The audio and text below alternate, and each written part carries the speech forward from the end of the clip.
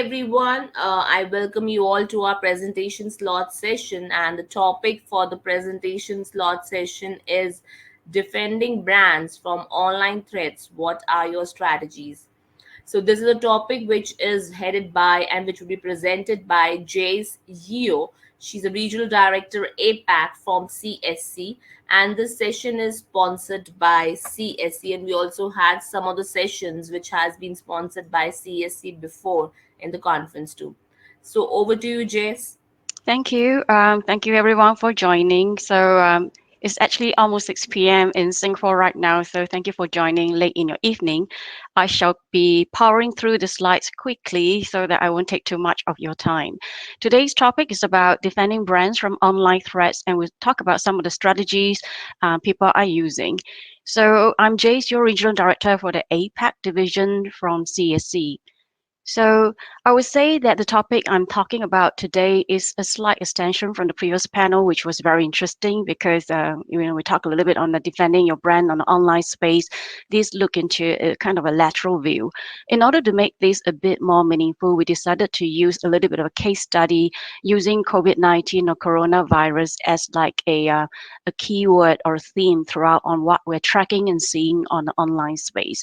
And obviously, brand owners can visualize that for their own brands, keywords, trademark, you name it. So in this case, we're looking into areas that we are seeing in a domain space, for instance, and what kind of products are being sold in various online marketplaces, and what kind of phishing and fraud instances are we seeing, malware, and as well as misrepresentation, if you name it, on social media platforms, for example. So first, let's start off with domain names. This study was actually done during a limited period, so I should have to put a time period on it. I think in 2020, we did a little bit of a study when, with the onset of coronavirus, we look into what names containing the keyword COVID-19 or coronavirus were being registered during that time. In a short span of a few months, we tracked that there were at least more than 54,000 domain names being registered globally using those keywords. So on the right side of the table, you can see over here, there are certain keywords that relating to treatment keywords like, treatment, cure, or, testing keywords like detect and track, and e-commerce related keywords like buy, mask, for example. So if you do the combination, it could be COVID-19 mask or, coronavirus buy a testing kit or something like that. So on the rightmost column, you can see that these are the number of keywords that are being used in association to the keywords on the left on the number of domain names containing these keywords that have been registered in that period of time. So how about the website? Of course, with that, when people register their names, eventually some of them might actually create content. It could be on website, blog sites, or pages that you see it. So on the page title, sometimes people may put mask machine, and on the site content, you can see that there were e-commerce site being set up for selling face mask, testing devices, to even informational blogs being created. And on the rightmost column, you can see the daily visitorship to these websites in association to this content. So this is just kind of a flavor of what we're seeing on the domain. So why should you care about domain names? And there were certain risks and consideration. Domain names is actually really quick and simple to register. They're simply quite unregulated, especially .com name. You and I can register for any .com name so long as the name is not taken. So consumers can be readily tricked by lookalike domain names and websites, especially if they mirror the legitimate brand owners' websites or companies. So there could be misinformation or even phishing instances that come out of these. And what is actually quite concerning recently is malware attack. You probably have been quite familiar with this, especially with the security leaders in your company. If you click on some clickbait links, it might actually, create viral attack to the network, and we don't want that. This is actually very much of a malware instances. So what can brand owners do when it comes to domain names? people who actually defensively register the names in multiple jurisdiction, because they treat domain names as part of intellectual property. So the way I treat trademark is I protect myself in certain jurisdiction. I will also register my domain names in various jurisdiction or country extensions. So this could be one way, but defensive registration can be an endless game. So I think it's best to have a little bit of a strategy to know how far you want to defend your brand. The other thing is about monitoring domain name, and you can do so by prioritizing maybe websites, brand names, trademarks, slogans, keywords to executive names that are of importance to you, and look into the properties of these to monitor who's registering third-party names that mirror your brand properties. And there are also ways that you can query inactive names for the appearance of MX record, basically to see whether someone has initiated a email link to the particular domain name, and you know that someone is ready to transact or interact with the consumer using the domain name. You can also monitor for changes in content, because cyber squatters, they might create something and squat on the names and not do anything. But maybe a few days later or a few months later, they might actually start activating content. So there are instances where you should be tracking those content if you're interested in those properties. And obviously, if you know who's doing what to your names, you might want to start enforcing your rights. Next, we talk about what kind of products are being sold on the marketplaces. Again, using COVID-19 as a example, there's been a rapid growth of marketplace offers for cleaning and hygiene product naturally since 2020, in such a way that Amazon actually banned new listings for certain products in certain classes in early 2020.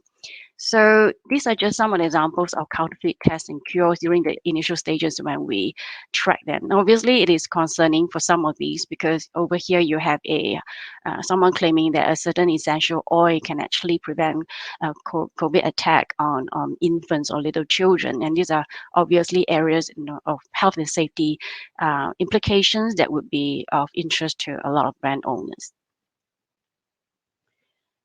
And also in January 2021, Europol actually issued a warning about a production of fake COVID-19 vaccines, as you can see over here. And what are the motivations? Sometimes it's being created by organized crime groups preparing to produce counterfeit vaccines, and this spreads misinformation, right? And sometimes products are being sold in the dark web as well. Okay, I'll talk a little bit about phishing, fraud, and malware. There's been instances where we see that phishing attacks have doubled between 2019 to 2020, and that's actually a twofold increase from a source coded in the Anti-Phishing Working Group, or APWG. And many scams are using names of trusted organizations like WHO or CDC to add credibility to their claims. You'll be familiar with these. There were email links to phishing sites being sent directly to consumers, to our family, to solicit for payments, login credentials, and personal information. There were also coronavirus references using as hook and classic, phishing campaigns so that people can click through those, even though, they were phishing for other stuff, but they put this as kind of a clickbait. And there are also other benefits like, they offer benefits like payday loans to tax rebates and even iPhones for those. So these are just some examples that you can see here where people can get rebates or, information that's related to COVID so that people can punch in information, for the cyber criminals. So what are some of the recommendations? For phishing, you almost need to use a phishing detection service to proactively track fraudulent instances, right? This is where if you really want to go after these more proactively. Sometimes organizations do not have that, and they get informed by customer service because of customer complaint, or by even a direct customers report on the social media. So I think it's important that when you're aware of these kind of phishing instances, know that there are enforcement action to do so. In a lot of cases, when this kind of phishing comes from fraudulent content or email, you almost need to work with the ISPs to have quick turnaround to take down the content. So whereas the phishing instance, usually they're quite they're quite effective and quite quick in taking down the entire site, because there is actually implications for causing harm to someone. And of course, the very important element on an ongoing basis is to educate our customers, our friends and family on spotting suspicious emails. And I believe almost every organization is doing this and doing more right now. So these are ways to check for non-legitimate domain names in the from address, and coaching people how to at least not click through stuff and not open attachments if you're not familiar with them. How about social media? Of course, we're also seeing a lot of these being represented on social media. There were distribution of phishing-related content via social media channels, and it's still ongoing today. There were fake accounts related to COVID-19 sharing incorrect information, and there were prolific content relating to anti-vaccination groups, claims that the virus has been bioengineered or linked between COVID-19 and 5G technology, and there was kind of initial stages when people saw that. So I think all these will have kind of a reputation damage to the brand owners. So naturally, brand owners want to keep a lookout on the social media spaces. So what are the recommendations for brand owners? I think in the same way that we talk about monitoring content is the same thing over here. Monitor for brand references in profiles and usernames and social posts. And request for infringing content removal via IP protection programs. There are many platforms out there. Their rules are loosely defined.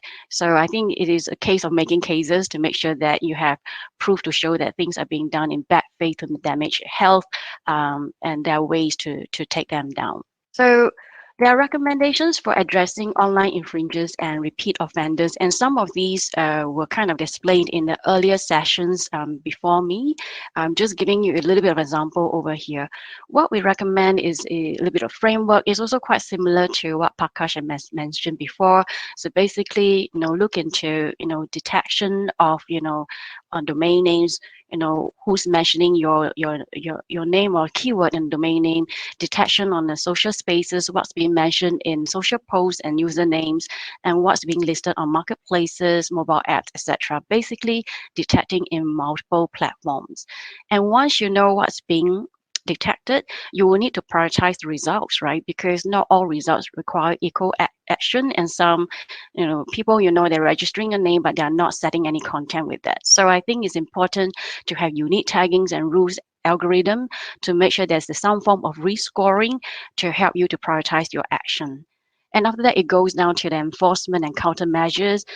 Is where you will have comprehensive online investigation, test purchases, to even looking into, using your trademark rights to chase someone who is putting a kind of a disparaging content on a website, for example. And after that, when you are able to enforce your rights and you take down the content, I think it's important to continue to monitor to make sure there's continuous reporting and monitoring of the same platforms to make sure that the content doesn't pop up. And if it does, during what kind of time frame, and whether it pops up somewhere so that you can continue to monitor, because infringer might actually create another shop or another content somewhere to try to infringe your rights. So at the end of it, right, you have opportunity to set up alerts and watch lists to know that you can be informed of such cases on an ongoing basis. So there are different methodology. I explained a little bit of this earlier. They're a combination of primary, secondary to tertiary actions. It really depends on how complex the takedown action is. So if, let's say, we track a fake good being sold on online marketplaces, it could be as simple as taking down the listing. And then when it becomes a bit more complex, probably we need to combine a little bit more actions with, for instance, registrar, if if a domain name is being created to hold such content, to working with law enforcement officials on this. And down to the tertiary actions is to collaborate with your litigation support team, to also your enforcement officials to do some form of complex raiding, for example, for an anti-counterfeit action. So this is kind of an example on tracking down high-value targets. They usually leave some social footprint or traces somewhere. It could be them appearing in certain local directories, them checking in different places, or interacting with customers in I don't know, on different places. So I think it's important to work with a provider or someone that has kind of the network to be able to track those social footprint so that you can actually track down this high value target. And this is where you can take a bit more of a forceful action on these guys, because you probably will appreciate that customers will want to go after every target, probably someone that is producing the goods in large quantities, or doing a lot of infringement actions on your brand, and this is where that they will want to take prioritized action against this particular person. Okay, so I think this is what I have for today, and just end off with a little bit of what CSC is doing. It's quite wordy over here, but maybe just focus on the online brand protection and the fraud protection point of view. The things that we recommend customers to do, you don't have to do everything, but know that there are areas and technology and support that's offered or that's out there in the market that you can review for domain monitoring, to monitor internet content, social media, and multiple channels if you like. And also there are kind of the fraud protection that you can also do to make sure that there's synergy and discussions between yourself as legal professionals to the risk team to have a more well-rounded approach from a business angle to go after infringers. So I think with that, this is my sharing. I'd like to see if you have any questions before I end the session completely. Thank you so much, Jess, for a very informative and insightful presentation. So, participants, you can drop down your questions in the chat box, and it has been a very wonderful session where we were discussing about the defending brands from online threats. What are your strategies? And it has been headed by one of our sponsor and partners with the conference, CSC Global. So good to have them here and good to have their contribution with the conference. Thank you very All much. right. Thank you so much, Jess.